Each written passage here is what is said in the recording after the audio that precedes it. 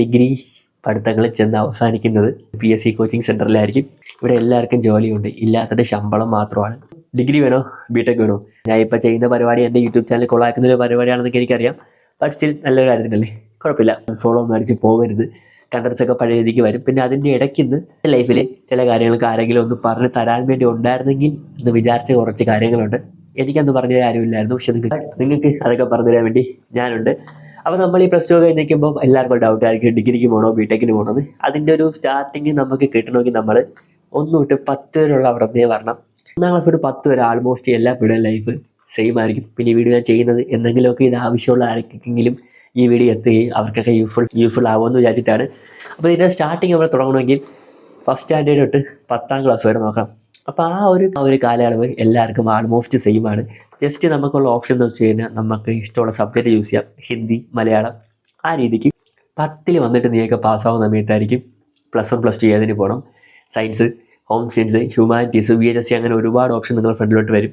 മിക്കുള്ളവരും പറയുന്നത് പഠിക്കുന്നവരാണെങ്കിൽ സയൻസിന് പോകണം, പഠിക്കാത്ത പിള്ളേരാണെങ്കിൽ ഹ്യൂമാനിറ്റീസിന് പോകണമെന്നാണ്. 10ാം ക്ലാസ് സമയത്ത് നമുക്ക് ഇതിനെപ്പറ്റി വലിയ ധാരണയൊന്നും ഇല്ലായിരുന്നു. അതേപോലെ തന്നെയാണ് എനിക്ക് ഒട്ടും ധാരണയില്ലായിരുന്നു. അപ്പോൾ എനിക്ക് 10ൽ 80% അടുപ്പിച്ചാണ് മാർക്കുണ്ടായിരുന്നു. അപ്പോഴത്തേക്ക് എല്ലാവരും സയൻസ് എടുക്കുക. ഞാൻ പോയി സയൻസ് അങ്ങ് എടുത്തു. പിന്നെ പഠിക്കാത്ത പിള്ളേരൊക്കെ ഹ്യൂമാനിറ്റീസ് എടുക്കാൻ പറയും. കാരണം സയൻസിൽ അടുപ്പിച്ച് കിട്ടാൻ കുറച്ച് പാടായിരുന്നെന്ന് തോന്നുന്നു, എനിക്ക് കറക്റ്റ് ഓർമ്മയില്ല. അപ്പോൾ ആരെങ്കിലുമൊക്കെ പറയുന്നത് കേട്ടപ്പോൾ ഹ്യൂമാനിറ്റീസൊക്കെ എടുത്തു കഴിഞ്ഞാൽ കുഴപ്പം. നമുക്ക് ആ സമയത്ത് ഇതിനെപ്പറ്റി വലിയ ധാരണ ഉണ്ടായിരിക്കില്ല.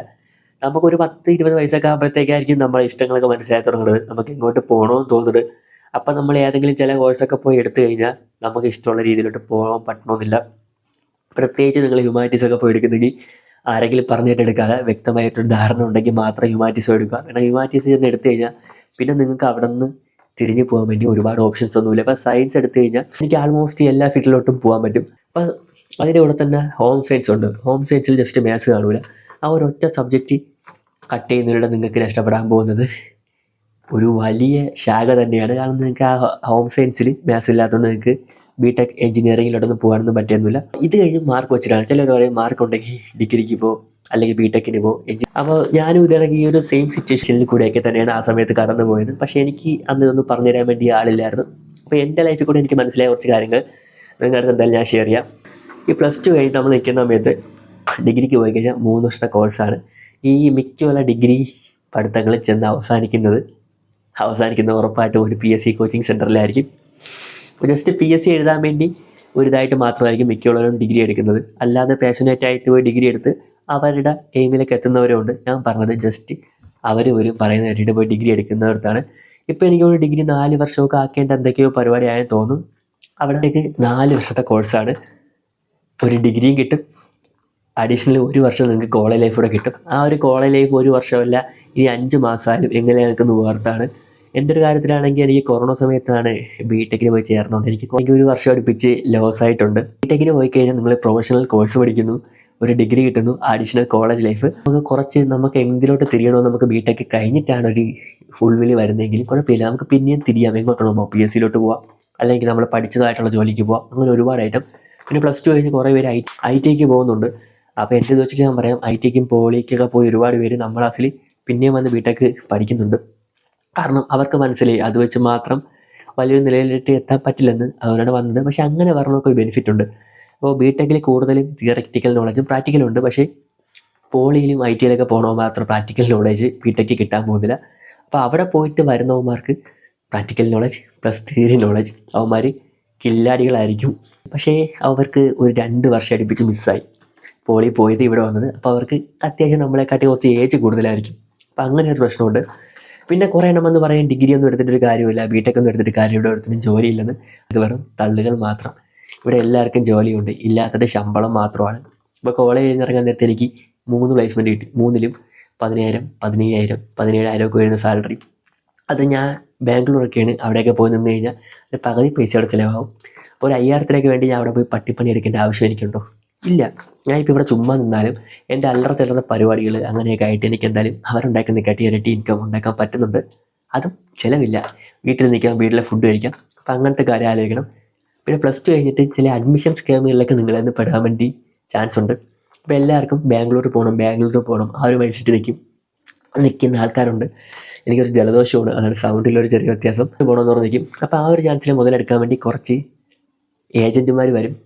എസ്പെഷ്യലി ഇവിടെ നിന്ന് ബാംഗ്ലൂർ പഠിക്കാൻ പോയിട്ട് അവിടെ ഈ പരിപാടി കമ്മീഷൻ പരിപാടിയായിട്ട് സെറ്റിലായവന്മാരിക്കും അവന്മാർക്ക് ഒരാൾക്ക് അഡ്മിഷൻ പിടിച്ച് കൊടുത്തു കഴിഞ്ഞാൽ ആൾമോസ്റ്റ് എനിക്ക് 60,000 കിട്ടും. അത് ഇവന്മാർ ഇവിടെ നിന്ന് കാണിക്കുന്ന കോളേജ് ആയിരിക്കില്ല നിങ്ങൾ അവിടെ കൊണ്ട് ചേർക്കുന്നത്. ചിലപ്പോൾ ബോർഡ് മാത്രം കോളേജിൻ്റെതും ബാക്കിൽ ബിൽഡിങ് വേറെ ഏതെങ്കിലും ആയിരിക്കും.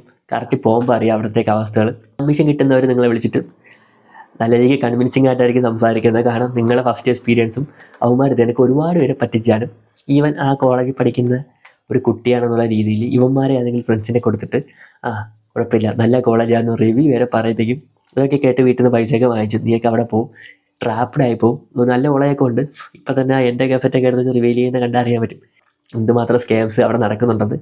പിന്നെ വീട്, നാട്ടിലെ ഫ്രണ്ട്സ്, കിടിലെ ഫുഡ്, ഇതൊക്കെ വിട്ടിട്ട് നമ്മൾ ബാംഗ്ലൂർ പോകണോ? കുറച്ച് ഫ്രീഡത്തിന് വേണ്ടി അത്രയൊക്കെ സാക്രിഫൈസ് ചെയ്യേണ്ട ആവശ്യമുണ്ടോ? ഇല്ല. അതുകൊണ്ട് ഞാൻ പിന്നെ ബാംഗ്ലൂരത്തോട്ടൊന്നും നോക്കിയതേ ഇല്ല. എൻ്റെ വീടിൻ്റെ അടുത്ത് തന്നെ ഒരു കോളേജ്, ഒരു 17 കിലോമീറ്റർ, ജസ്റ്റ് അങ്ങോട്ടൊരു 15 മിനിറ്റ് യാത്ര, ഇങ്ങോട്ടൊരു 15 മിനിറ്റ് യാത്ര, അത്ര 15-20 മിനിറ്റൊക്കെ എടുക്കും.